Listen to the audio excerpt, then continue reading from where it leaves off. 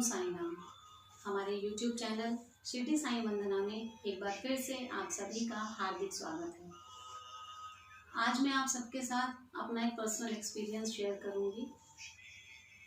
जैसा कि मैंने अपने पहले वीडियो में भी आपको बताया था कि मैं सन 2001 से नवंबर से बाबा जी के मंदिर जाना मैंने शुरू किया था। तभी से मुझे बाबा की लगन लगी थी, लेकिन शायद बाबा ने मुझे अपने भक्तों में उससे बहुत पहले ही शामिल कर लिया था, क्योंकि उससे करीब 1 साल पहले अक्टूबर 2000 में मेरी मम्मी बहुत ज़्यादा बीमार हो गई थी। एक्चुअली उनकी बॉडी पर एक वायरस का अटैक हुआ था। हमें इस चीज़ का पता चला 28 अक्टूबर 2000 को। मम्मी ने हमसे सिर्फ इतना बोला कि मेरे जो पैर हैं उन्हें ऐसा फील हो रहा था कि उनके पैर हवा में हैं, मतलब वो ज़मीन पर नहीं खड़ी हैं, अपने पैरों की शक्ति उन्हें महसूस नहीं हो रही थी। तो हमें लगा कि शायद दिवाली या भैया दूज के एक्सर्शन की वजह से उन्हें ऐसा फील हो रहा है, तो हमने उन्हें रेस्ट करने के लिए कहा। नेक्स्ट डे मैं मेरा ब्रदर और मेरे पापा हम लोग ऑफिस चले गए। जब हम लोग नेक्स्ट डे शाम को ऑफिस से वापस आए, तब मम्मी की एक दिन में ऐसी सिचुएशन हो गई थी कि मम्मी अपने पैरों पे खड़ी नहीं हो पा रही थी। अगर वो खड़े होने की कोशिश करती थी तो वो गिर जाती थी। अचानक से ऐसी वीकनेस या ऐसी सिचुएशन, हम लोग थोड़े हैरान थे। फिर भी हमने जो कि घरेलू उपाय होते हैं, गर्म पानी में पैरों की सिकाई करना या मूव लगा देना, मालिश करना, ये सब हमने किया, लेकिन उन्हें कोई फ़र्क नहीं पड़ा। उसके नेक्स्ट 48 आवर्स के बाद मम्मी को ऐसा फील होने लगा कि उनके हाथों में भी जान नहीं है, वो अपने हाथ नहीं उठा पा रही थी। फिर हमने उनको काफ़ी हॉस्पिटल्स में, डॉक्टर्स को, काफ़ी लोगों को दिखाया, कई नर्सिंग होम में, जहाँ भी हम लोगों को लगा कि हमें दिखाना चाहिए। बहुत सारे हॉस्पिटल्स, नर्सिंग होम हम लोग घूमे और मम्मी को दिखाया, लेकिन 1 हफ्ते के अंदर ही मम्मी की वो सिचुएशन हो गई थी कि उनके सारे बॉडी पार्ट्स ने काम करना बंद कर दिया था। अब वो अपनी बॉडी को मूव भी नहीं कर सकती थी, ना उठ सकती थी, ना बैठ सकती थी, ना हाथ हिला सकती थी, ना पैर हिला सकती थी। और उनको अंदर से बॉडी में मतलब एक पेन होता था, जैसे सुइयां चुभती हैं, इस तरह का पेन होता था, लेकिन वो बॉडी को अपने मूव नहीं कर सकती थी। इसी बीच, उसी 1 हफ्ते के बीच में हमारे एक रिलेटिव, एक दूर की बुआ मेरी, उन्होंने हमें एक डॉक्टर के बारे में सजेशन दिया, जो कि उस समय श्रीनिवासपुरी दिल्ली में विमेंस हॉस्पिटल में न्यूरोलॉजिस्ट थे। उन्होंने हमें कहा कि आप उन डॉक्टर से एक बार कंसल्ट करो, वो बहुत ही अच्छे डॉक्टर हैं। तो उनके कहने पर हम मम्मी को उनके पास भी लेके गए। उन्होंने मम्मी के 3-4 टेस्ट करवाए। उन टेस्ट के बाद उन्होंने हमें ये बताया कि इनकी बॉडी पर एक वायरस का अटैक हुआ है, और वो जो वायरस है वो इंडिया में 1 साल में करीब 2 से 3 लोगों को ही अटैक करता है, उससे ज़्यादा उसका रेशो नहीं है। इसलिए यहाँ पर डॉक्टर्स उस वायरस के बारे में जानते भी नहीं हैं।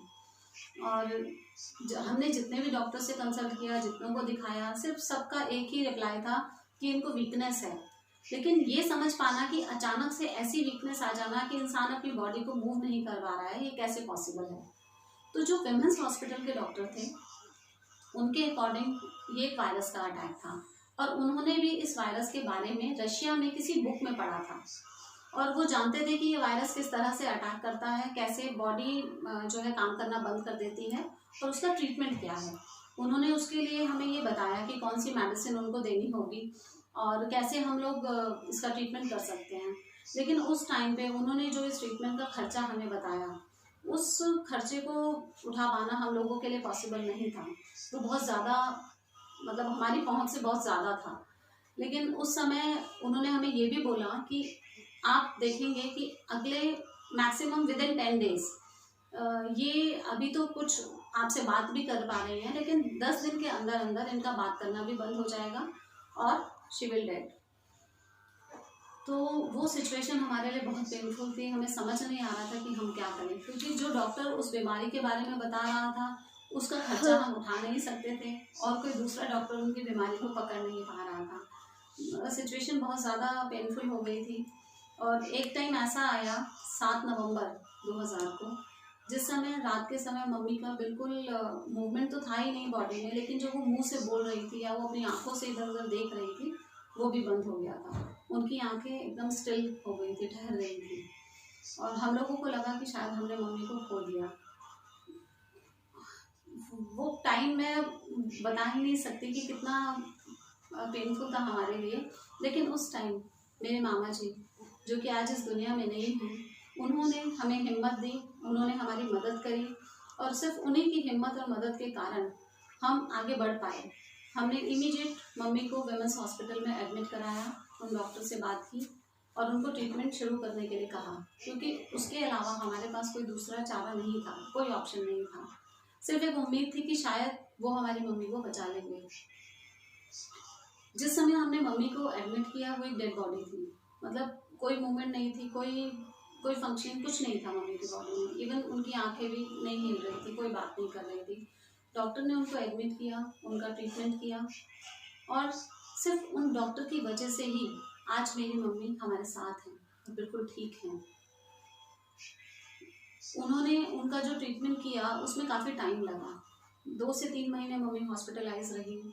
उसके बाद 2 से 3 महीने जितना टाइम वो हॉस्पिटल में थी, she was on ventilator support, उनको वेंटिलेटर लगा था और वेंटिलेटर पर ही थी, बिकॉज उस वायरस का अटैक उनके लंग्स पे, हार्ट पे, सारे बॉडी पार्ट्स पे हो गया था। हालांकि जितने भी डॉक्टर्स, पंडित, वैद्य, जो भी कुछ हो सकता था, हमने सबसे इस बारे में कंसल्ट किया और सभी का ये मानना था कि वो शायद नहीं बच पाएंगे। किसी ने भी हमें ये नहीं कहा कि हाँ वो ठीक हो सकती हैं या वो बच सकती हैं। इतने लंबे टाइम तक बेड पे रहने की वजह से उनके बेड सोर्स हो गए थे बहुत बड़े बड़े, उनको ठीक कर पाना वो भी बहुत मुश्किल था। लेकिन शायद बाबा जी का साथ हमारे था और हमारे साथ था। और मम्मी ने जब वो ट्रीटमेंट उनको मिला और जैसे जैसे दवाई ने अपना असर करना शुरू किया, मम्मी के बॉडी में मूवमेंट स्टार्ट हुई, उनके हाथ पैरों ने हिलना शुरू किया, उन्होंने बोलना शुरू किया। धीरे धीरे उनकी डाइट में हमने स्टार्ट किया, आई मीन लिक्विड डाइट देना, फिर सॉफ्ट डाइट देना। धीरे धीरे मम्मी अपने रूटीन में आना स्टार्ट हो गई। मम्मी का ठीक हो पाना ये एक लंबा प्रोसेस था। उस 6 से 8 महीने के प्रोसेस के बाद मम्मी ठीक तो हो गई, उन्होंने धीरे धीरे अपने पैरों पे भी चलना शुरू कर दिया। हाँ, लेकिन बिल्कुल नॉर्मल होने में उन्हें थोड़ा टाइम लगा। आज मेरी मम्मी हमारे साथ बिल्कुल ठीक हैं। मैं आप सबको ये बताना चाहती हूँ कि उस डॉक्टर का नाम क्या था। वो डॉक्टर थे doctor Sai Ram. Doctor Sai Ram women's hospital, Srinivaspuri, New Delhi. वहाँ पे वो न्यूरोलॉजिस्ट थे और उन्हीं के ट्रीटमेंट की वजह से मेरी मम्मी ठीक हो पाई। तो आज मैं उन डॉक्टर को और अपने गुरु डॉक्टर साईं राम और अपने गुरु साईं राम को अपनी तरफ से और अपने परिवार की तरफ से उनका बहुत बहुत शुक्रिया अदा करना चाहती हूँ और बहुत बहुत आभार मानती हूँ कि उनके कारण मेरी मम्मी ठीक हो पाई। आप सबसे मेरी एक प्रार्थना है, ये अपने एक्सपीरियंस शेयर करना और आप लोगों को इस चीज़ के बारे में बताना, इस चीज़ के पीछे सिर्फ मेरा एक ही उद्देश्य है कि हम उस प्रभु की शक्ति को समझ पाएँ। अगर हम उनकी तरफ अपना ध्यान लगाते हैं, बाबा जी हों या कोई भी गुरु, कोई भी भगवान जिसके प्रति आपकी श्रद्धा है, अगर आप उनके दिखाए हुए रास्ते पर चलते हैं, उनके प्रति अपना ध्यान लगाते हैं और अपने साथ उनको हर सिचुएशन में रखते हैं, तो आप कभी भी किसी मुश्किल में नहीं फंस सकते। हर मुश्किल से आप पार हो जाएंगे। इन 20 सालों में बाबा जी ने मुझे जो एक्सपीरियंस दिए हैं, 20 साल में शायद 20 से भी ज़्यादा बार मुझे उनका साक्षात्कार हुआ है। सपने में उन्होंने मुझे दर्शन दिए और लाइव भी उन्होंने मुझे दर्शन दिए। मैं ये सब कुछ आपके साथ धीरे धीरे शेयर करूँगी, लेकिन सिर्फ मैं इन चीज़ों को शेयर करना चाहती हूँ इसलिए कि अगर कोई भी ऐसा इंसान है जो किसी मुश्किल में है, जो किसी दुविधा में है, जो किसी दुख में है, उसको एक सही रास्ता मिल सके, एक पॉजिटिव एनर्जी मिल सके और वो अपनी मुश्किलों से बाहर निकल सके, ताकि बाबा जी उनकी मदद करें और उनका जीवन भी मेरी तरह बाबा जी के आशीर्वाद के साथ ठीक हो सके, बिल्कुल सही हो सके, सही रास्ता मिल सके। अगर आपको हमारे विचार पसंद आते हैं, हमारी वीडियो अच्छी लगती है, तो प्लीज़ उसे लाइक करें, सब्सक्राइब करें और ज़्यादा से ज़्यादा शेयर करें।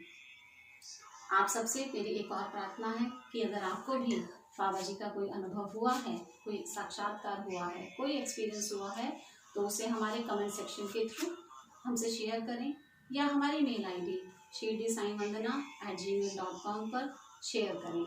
हम वो भी लोगों तक पहुंचाना चाहते हैं। ओम साईं राम।